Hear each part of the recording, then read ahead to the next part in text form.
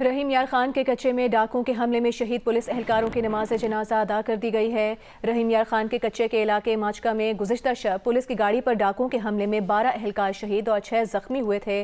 Police एहलकार shift की तब्दीली के बाद वापस जाते हुए डाकुओं के हमले का निशाना बने थे। शोहदा की नमाज जनाजा में वफाकी वज़ीर दाखिला मोहसिन नकवी, IG पंजाब उस्मान अनवर और आला पुलिस हुकाम ने शिरकत की। वज़ीर आला पंजाब मरीम नवाज ने कहा कि पुलिस एहलकारों की शहादत में मुलविस दहशतगर्दों को अंजाम तक पहुँचाया जाएगा। वज़ीर आला पंजाब की हिदायत पर कच्चे के हाई वैल्यू टारगेट डाकुओं के सर की कीमत 1 करोड़ रुपये मुकर्रर कर दी गई है। खतरनाक डाकू की गिरफ्तारी पर 50 लाख रुपये, कम खतरनाक डाकू की गिरफ्तारी पर 25 लाख रुपये इनाम मुकर्रर किया गया है।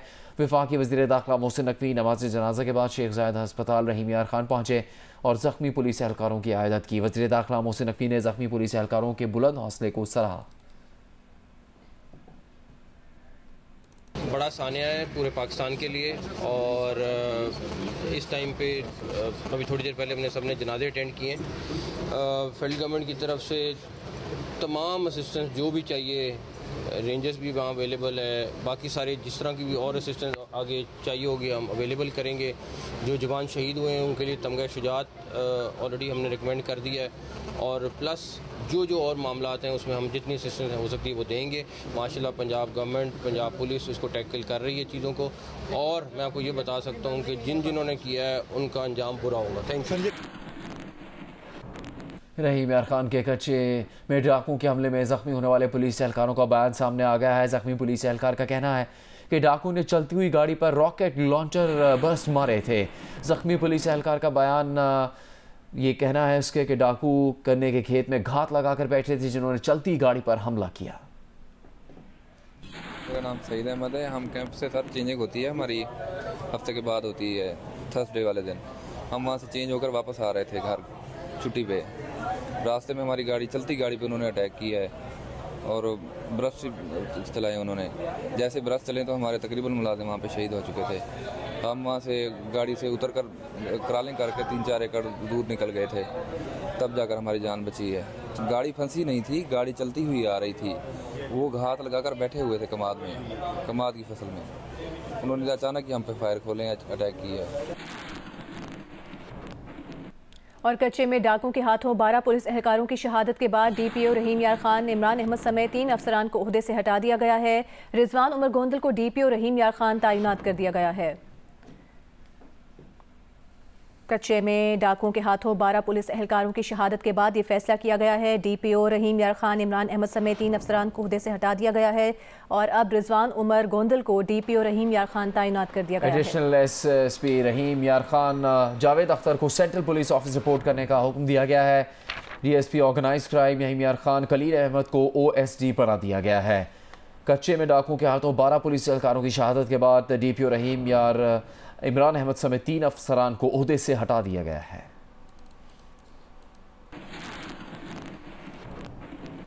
दीगर खबरें शामिल करेंगे। अलीमा खान ने कहा है कि बानी PTI ने कह दिया कि 8 सितंबर का जलसा किसी सूरत मुलतवी नहीं होगा। अडयाला जेल के बाहर गुफ्तगू में अलीमा खान ने कहा कि किसी को समझ नहीं आ रही कि आजम स्वाति की 7 बजे मुलाकात कैसे हुई।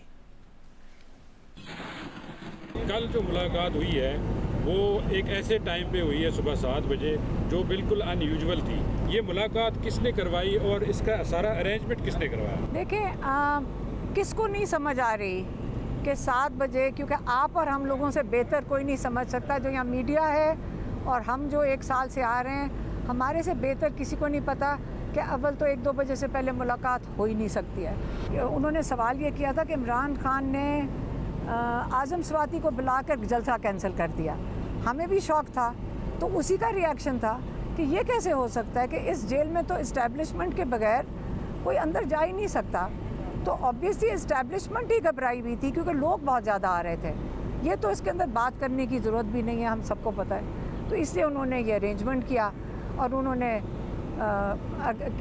यही कहा कि आप 8 को तसल्ली रखें। हम उन्होंने कमिट किया और इमरान खान ने कहा है कि उन्होंने कहा अब मैं ये कह रहा हूँ अपने लोगों को, वर्कर्स को नहीं, लोगों को, सारों को जो भी आना चाहते हैं कि आपने, अगर मैं भी कहूँ, अगर आप ये सुने कि इमरान खान ने ये जलसा मंसूख कर दिया है, ये जलसा कैंसिल कर दिया है, आपने ये बात बिल्कुल नहीं माननी।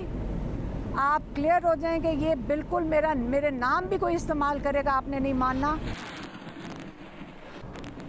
नेस्ले पाकिस्तान ने बच्चों में ग़िज़ाई सेहत से मुतालिक आगाही के लिए द ट्रस्ट स्कूल लाहौर में Nestle for healthier kids room का इफ्तिताह कर दिया है। नेस्ले की ग्लोबल हेड ह्यूमन रिसोर्सेज बेट्रिस गियोम ने रूम का इफ्तिताह करते हुए कहा कि पाकिस्तान में Nestle for healthier kids programme का मकसद बच्चों को ग़िज़ाइयत और सेहत की अहमियत के बारे में तालीम देना ही नहीं बल्कि आने वाली नस्लों के लिए सेहतमंद मुस्तकबिल तश्कील देना है। नेस्ले पाकिस्तान के CEO जेसन अवानसीना ने कहा कि दी ट्रस्ट स्कूल के साथ शराकत दारी के तहत 3 कमरे तामीर किए गए हैं, 400 असातिज़ा को तरबियत दी गई है।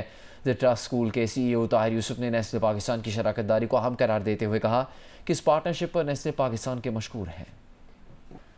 लाहौर के इलाके बाटापुर में दोस्त ने दोस्त की बच्ची को अगवा के बाद कत्ल कर दिया। लाहौर पुलिस के मुताबिक मुलजिम काशिफ ने 10 अगस्त को 5 साला फजर को अगवा करके तावान का तकाजा किया और उसी दिन कत्ल करके लाश जंगल में फेंक दी थी। बच्चे की बाकियात गिरफ्तार मुलजिम की निशानदेही पर बरामद करके फोरेंसिक के लिए भेज दी गई हैं। पुलिस के मुताबिक मुलजिम काशिफ बच्ची के वालिद राशिद का दोस्त और पड़ोसी था जो फजर के कत्ल के बाद भी तावान का तकाजा करता रहा।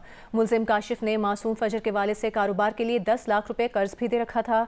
पुलिस कॉल रिकॉर्ड के जरिए मुलजिम काशिफ तक पहुंची। 5 साला फजर की वालिदा का कहना है कि उन्हें अब तक यकीन नहीं आ रहा है कि कातिल फजर की जान लेने के बाद भी तावान का मुतालबा करता रहा। पुलिस स्टेशन तक किया सारे नंबर ट्रेसिंग के लागे सी उन्हें डिमांड रखी सी, इसलिए भाई उनकी डिमांड पूरी नहीं हो सकी, उन्हें इसलिए इस तरह किया। लेकिन मेरी बच्ची उनके कोल है भाई, जिंदा है मेरी बच्ची, झूठ है, उनके कपड़े बिल्कुल ठीक है, इंज सही है, बिल्कुल ठीक है। अगर उन्हें मेरी बच्ची को मार नहीं लगे मैं सानू क्यों फोन करके डिमांड करनी सी? भाई झूठ है, उनके कोल है मेरी बच्ची बिल्कुल ठीक है, झूठ है। पुलिस सानू बहुत चकला चपान दई है कि ताड़ी बच्ची इंज हो गई, इंज तुसी अक्लमंद हो, बाप होगे, तुसी बेटी वाले होवोगे, तुसी यह चीज सोचो। अगर कुत्ते ने मेरी बच्ची को खादा होएगा तो मेरी इतना मांगी।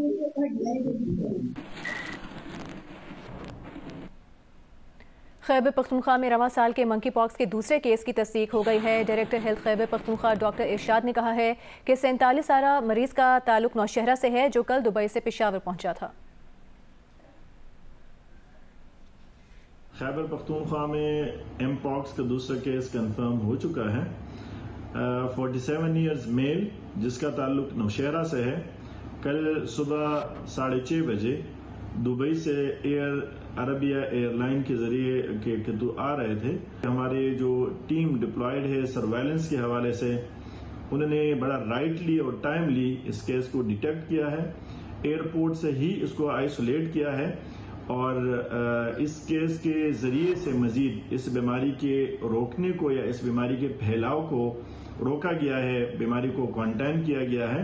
पेशेंट हमारे पास पुलिस हॉस्पिटल में आइसोलेशन में है, उनकी हालत कल से बतदरीज बेहतर हो रही है। पाकिस्तान तहरीक इंसाफ का वफ्द आज रात मौलाना फजलुर रहमान से मुलाकात करेगा। इसी हवाले से बात करेंगे जियो न्यूज़ के नुमाइंदे हैदर शिराजी से। हैदर, क्या तय हुआ इस मुलाकात से मुतालिक?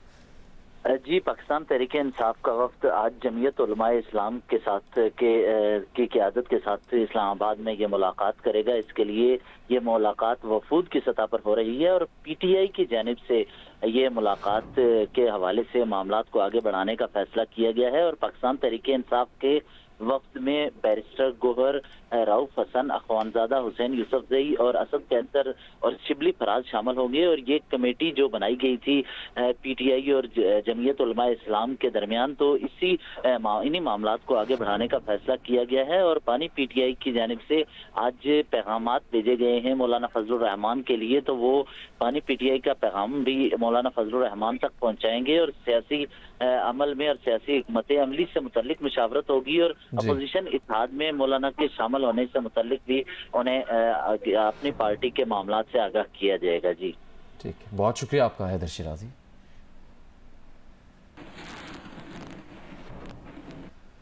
अमीर जमात इस्लामी हाफिज नईमुर रहमान ने कहा है कि माजी का रिकॉर्ड बताता है कि इत्तेहादों की सियासत काबिल भरोसा नहीं है। पेशावर में न्यूज़ कॉन्फ्रेंस के दौरान हाफिज नईमुर रहमान ने कहा कि सियासी जमातों से इत्तेहादों से बनने वाले दबाव का फ़ायदा उठाकर रास्ता बनाती हैं। अपोजिशन अगर सही जेन्युइन इशू के ऊपर खड़ी हुई है तो मुत्तहिद होकर काम करे, लेकिन यहाँ अपोजिशन क्या एक ही जमात में 4-4 बातें चल रही होती हैं, तो फिर आप किस पर भरोसा करेंगे? और ये अलमिया हमारा रहा ही ये है कि माजी में भी जो इत्तेहाद बनते रहे, उन इत्तेहादों में लोग अपने रास्ते बदल देते थे और उसके नतीजे में कोई मुशर्रफ के साथ डील कर लेता था और मामला ख़राब हो जाते थे, और कोई जो है वो NRO लेता था और मामला ख़राब हो जाते थे। सब मिलकर फैसला करते थे कि बाइकआउट करेंगे, लेकिन फिर सब कूद पड़ते थे इंतखाब में और जमात इस्लामी उसूल पर खड़ी हो जाती थी। तो पार्टियों में जो ये अपने वादों को वफा न करने का ट्रेंड है और साथ चलते चलते अपना रुख बदल लेने का ट्रेंड है, या अभी तो अपोजिशन इस्टेब्लिशमेंट के ख़िलाफ़ बातें कर रहे हैं और जिस वक्त डील हो जाए तो अपोजिशन बहुत अच्छी हो जाए, तो ऐसे किसी भी इत्तेहाद के नतीजे में तो नुकसान होगा ना। पाकिस्तान का खुसूसी तैयारा बस हादसे में शहीद ज़ायरीन की मैयतें लेने ईरान के यज़्द एयरपोर्ट पहुँच गया। C-130 तैयारे में बस हादसे के 22 ज़ख्मियों को भी वतन वापस लाया जाएगा। यज़्द में शहीद ज़ायरीन की नमाज़ जनाजा अदा कर दी गई है और इस वक्त ईरानी सुप्रीम लीडर के नुमाइंदे खिताब कर रहे हैं।